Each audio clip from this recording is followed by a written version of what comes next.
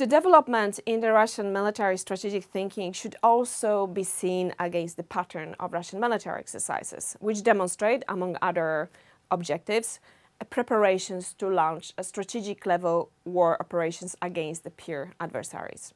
So as you certainly know, the number, the quantity and the complexity of Russian military exercises have expanded sharply since 2008. And on this slide, you can see the large-scale annual strategic exercises. This is one type of exercises, but they are the largest one. They rotate in a different military district each year. As you can see, Russia has been systematically underreporting the number of soldiers participating in the European part of Russia, which is covered by the Vienna document, which is a confidence-building measure that requires invitation of international observers if more than 30,000 soldiers participate in an exercise. So Russia has been manipulating the numbers, understating them in the exercises that take part in the western south and western northern part of Russia, so Zapad-Kavkaz exercises, to keep the number always under 13,000 threshold, and thus avoiding international observers of Russia's military activity. In reality, they were much higher, and if you look at the Eastern Military District, which is not covered by the Vienna document, the numbers look very different. Important to note is also that since 2013, Russia has resumed the Soviet tradition of unannounced or snap inspections and exercises. The objective is to test and strengthen combat readiness, so rapid reaction. The problem with these exercises is that with the improved strategic mobility, so the ability to move large forces over long distances, this raises the concerns about Russia's intentions, not least among Russian neighbors, because such exercises have been previously used to camouflage an imminent attack, such as in Ukraine 2014.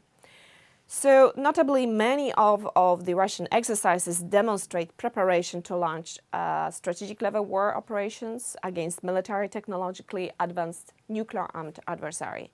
The objective in such a conflict would be to quickly exploit Russia's local superiority and end the conflict as soon as possible on conditions favorable to Russia's national interests, before the opponent mobilizes its full potential. Russia will likely aim to avoid a protracted confrontation with a military superior opponent, such as, for instance, the United States and NATO, because Russia would be much more likely to lose such a conflict. So the Russian General Staff continues to highlight the role of preemptive offensive operations, which are described or presented as a form of active defense. This means, among other issues, that the boundary between Russia's defensive and offensive operation will not be clear-cut in some scenarios. Another important feature of the Russian exercises worth mentioning is that the Russian exercise pattern over the past decade has shown that there is a strategic link between Russian military operations, for instance, in the Baltic Sea, in the Barents Sea, and in the Black Sea. So Russia sees these security spaces as much more interconnected than we have been used to do. And one of the most important tasks for the Northern Fleet, for instance, which is based on the Kola Peninsula just across the border with Norway, and which is still a strong part of the Russian Navy, is bastion defense. Protecting the strategic submarines that are located there and their operation environment remains the top priority for the Russian Navy, for the Northern Fleet. The bastion defense concept aims to ensure the survival and freedom of actions of the strategic submarines. And of course, they are supporting infrastructure through several layers of defenses involving a combined use of naval, land, and air-based capabilities. In crisis and conflict scenarios, Russia would likely aim to take control over maritime and other domains in parts of the Barents Sea, Greenland Sea, and the northern Norwegian Sea, while denying control for the adversary farther south to the Gug Gap, where Russia would be unlikely to establish control. Some attack submarines would most likely also operate farther west in the Atlantic, potentially threatening the sea lines, the strategic sea lines of communication between the United States and Europe. The Northern Fleet is also, however, intended to play a role in conflicts in other regions by contributing to horizontal and vertical escalation. Russia has demonstrated this approach during several annual exercises such as Zapad in Kafkaz and Ladoga in the western, southern and northern military districts. And related to the importance of the initial period of war in regional conflict scenarios is also the critical importance that the General Staff attaches to winning and holding information superiority, which is seen as crucial in any contemporary conflict. So Russia has been investing in counter-network capabilities that could disrupt or degrade the backbone of the US and NATO information technology-enabled warfare. That means to, for instance, undermine communications, critical infrastructure, and other complex technological networks that developed countries depend on, including space-based systems such as satellites, command and operational networks. In 2015, Russia created aerospace forces that integrate the previously separated offensive and defensive capabilities, that is, air defense, missile defense, offensive electronic warfare, anti-space capabilities, such as, for instance, directed energy weapons, such as lasers, maneuvering space robots. These systems Russia is developing, they are partly aimed at disrupting NATO's command and control, surveillance, reconnaissance systems, also the very foundation of NATO's ability to operate effectively. Some of these systems are mobile, making them more challenging to detect and destroy. And in the initial phase of the conflict, which is so important in the Russian strategic thinking, it may be tempting for Russia to use space weapons to blind satellites, although, of course, it can also be very risky and it's hard to predict unintended consequences, which may persuade Russia to refrain from using such weapons. They are nonetheless being developed, and this option can therefore not be fully excluded. In addition, the benefit of using such methods as, for instance, destroying or degrading communications or blinding satellites is that they can do serious harm while still remaining below the threshold for physical countermeasures or NATO's Article 5. So Russia has managed to build a more modern, professional, more effective armed forces, as we have seen in several operations in the past few years. Nonetheless, the military technological asymmetry also seen from Russia, asymmetry between Russia and the United States and NATO, has remained significant. China is also a potentially growing challenge in the future. Russia, therefore, continues to depend on asymmetric and indirect measures that would aim to avoid direct clashes and undermine or circumvent the opponent's military technological superiority, exploit vulnerabilities, preferably in a cost-effective manner, while operating under the red lines of the adversary, such as NATO's Article 5.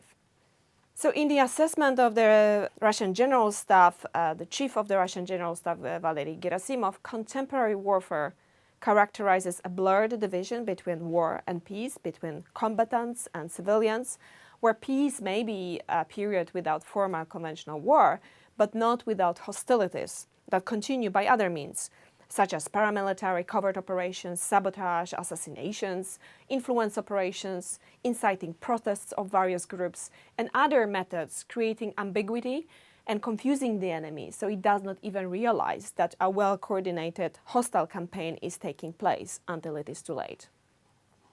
So the entire territory of a state and the whole population is a potential battlefield, as seen from Moscow. As Gerasimov put it, with such methods one can conquer territories and transform stable states into hot conflict zones within a month. So the societal, economic and political consequences of such warfare waged with non-military means is comparable to devastating effects of traditional warfare. Consequently, the Russian military doctrine defines contemporary conflict as an integrated employment of military force with political, economic, informational and other non-military ways and means, implemented with the use of special operation forces, protest potential of the population and public associations financed from abroad. The toolbox of measures we have already seen implemented is rather wide and range from political, economic, informational and other methods and means. The aim is to influence, subvert, destabilize, weaken the immune system of the adversary's state capacity, create and exploit ambiguity, difficulty of clear attribution, maximizing effects while minimizing cost of a potential retribution by the adversary. The objective is not necessarily to create new social divisions, but rather exploit problems that already exist, negative development trends, exploit them, amplify them, create a divide, an outrage, mobilize certain social groups to action with the help of recruited agents or the so-called agents of influence or useful idiots. Such measures may also be more affordable politically and economically to Russia, often providing Russia plausible deniability. Russia has demonstrated such methods and means quite frequently in practice in the past few years. One example are, of course, information operations. It is important to note here that the Russian information operations are not limited to cyber operations, as broadly misunderstood in the West, but include a broad spectrum of activities, from fake news, exploiting real news media, planting disinformation, troll campaigns, speeches at rallies or demonstrations. Many Russian cyber attacks are also well known, for instance, those that were aimed to interfere with the investigation by the Organization for the Prohibition of Chemical Weapons into the use of chemical weapons in Syria, and of course the conditions surrounding the poisoning of Sergei Skripal in UK. We know also about cyber attacks against officials investigating the Russian doping scandal and officials investigating the Russian downing of the passenger plane NH-17 in Ukraine in 2014. These are the examples that were made broadly known to the public. Other examples of the Russian operations using non-military means are disinformation campaigns in Europe, interference in electoral processes, or extensive support for political parties and selected key political figures in Europe. Russia continues cultivating links and special relationships with various political forces in Europe, be it right-wing extremists or left-wing extremists or populists. What they have often in common is that they are anti-democratic, anti-liberal, and anti-American, regardless under which name they operate. Russia has also used other methods to attempt gaining political influence in Europe, such as the failed coup attempt in Montenegro by Russian military intelligence, the GRU, in 2016. It is important to keep in mind that methods such as information operations, cyber attacks, political and economic leverages can also be used to prepare the operational environment prior to kinetic operations, thus supporting Russian dominance in the initial period or phase of a conflict. One example are new technologies such as drones and cell simulators impersonating cell phone towers to intercept, jam, spoof, or broadcast tailored content on civilian mobile phones for more effective disinformation, demoralization, and propaganda purposes, which may be used in the initial or prior to an operation or during the initial phase of war. Russia has tested such systems in Ukraine and Syria by delivering contact to mobile phones to opposition fighters, detailing, for instance, how much their commanders earn and where their bank accounts are and where they go to on luxury holidays. So they were using information also on their families and wives and children back at home to intimidate. So that this kind of information was gathered from soldiers' smartphones that were brought into the operational area. So the objective was to harass, intimidate, and undermine morale. Such methods have also been waged against, for instance, NATO Dutch fighter jet pilots that were deployed in the Baltic republics as a part of NATO's enhanced forward presence. Also against US soldiers in the area for similar purposes. So it is not difficult to imagine that such a capability is important to have. So capability to be able to send tailored messages to cell phones on a mass scale on an adversary's territory. It can be crucial, especially in times of crisis and conflict. For instance, when a frontline NATO member decides to mobilize its forces in response to direct threat from Russia. Soldiers, government officials, or broader population can receive instructions, for instance, to stay at home and show no resistance, which will appear to be coming from a trusted source, or some other confusing information, which can be critical, a disabling factor in early stages of a conflict that can determine the course of war. General Gerasimov, so the chief of the Russian General Staff, has also stressed the importance of preemptive neutralization of threats through covert deployments and asymmetric means, kinetic and non-kinetic, to achieve surprise and create favorable conditions before a large-scale offensive by general-purpose forces. So let me give you a few concluding remarks. Over the past few years, Russia has perfected and demonstrated a sophisticated approach to use of the complex range of instruments, military and non-military, in an integrated way, despite that there is a number of serious shortcomings that remain in the Russian military organization and in the armed forces. So overall, Russia has got much better set of tools, better methods to influence and exert pressure on the international stage, including in the Baltic Sea region. It is important, however, to be cautious here because although Russia has become better at coordinating the expanding spectrum of state resources to project power, there is also a tendency to exaggerate the effectiveness and the degree of coordination in the Russian force projection. There have been a number of overblown assessments that often also derive from the lack of conceptual clarity. The problem with often poorly defined concepts such as hybrid warfare or gray zone operation is, among other problems, that it is unclear where the line should be drawn between what is and what is not a part of the Russian warfare. And some assessments view virtually everything Russia does on the international stage as a part of a warfare, whether it is the case or not, from Russian business deals in Africa, statements in the US Security Council, to, for instance, Gazprom's deals expanding its influence abroad. Such an expansive definition of Russian warfare may obfuscate rather than help to understand its development and formulate accurate policy responses to actual Russian offensive operations. We have to be sure and know for precisely whether it is actually a part of warfare or not. It may also be a way of crying wolf, undermining credibility of Western politicians and experts, and can be working to numb policymakers and societies against actual dangers, while fueling the Russian propaganda machine, facilitating accusations of exaggeration and Russophobia. Here it is also important to know that Russia's explicit emphasis on the importance of indirect, non-military and asymmetric approaches does not undermine the importance of a strong military force, as some have argued. The military force still plays a central role in a successful implementation of the full spectrum of non-military tools by providing deterrence and enabling coercion.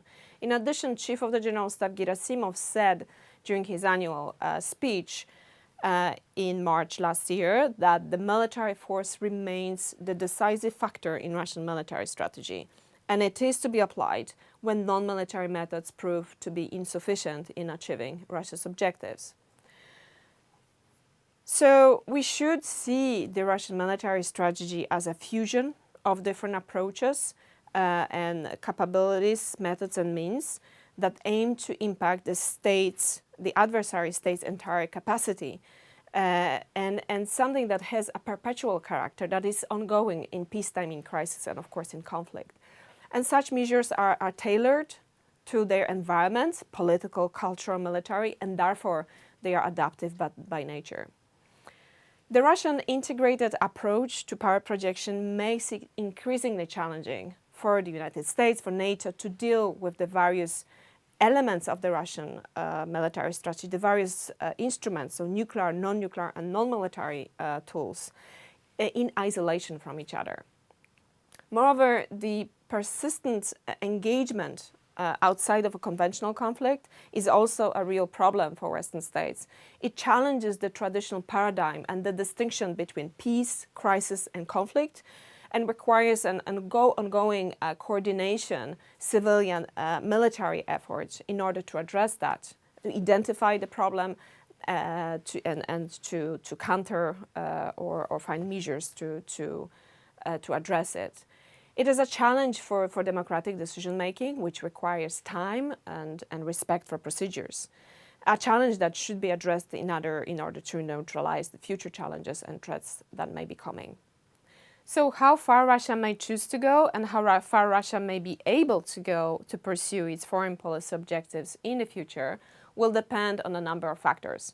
This includes Russia's flexibility and ability to adapt its strategy to the changing security environment, the potential of the Russian economy and ability of the Russian economy to sustain the military modernization and the high level of military activity, and Russia's ability to stimulate the defense innovation. But it will also depend on the room for maneuver created by Russia's perceived adversaries and to what extent they are able to influence and complicate Russia's risk calculus. Thank you very much for your attention, and I look very much forward to discussing a Russian military strategy with you next week.